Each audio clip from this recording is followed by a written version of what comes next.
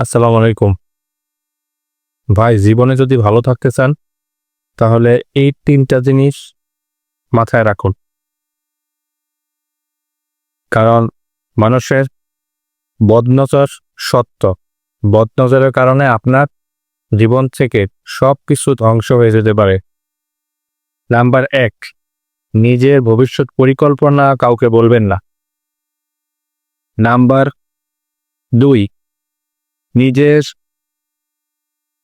ধন সম্পদ, অর্থ সমৃদ্ধির কথা কারো কাছে বলবেন না।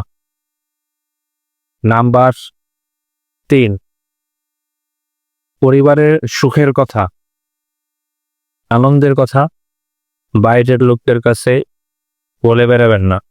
যদি ভালো কিছু করতে চান তবে অবশ্যই এই জিনিসগুলো মেনে চলবেন, তাহলে জীবনে অনেক উন্নতি করতে পারবেন ইনশাল্লাহ।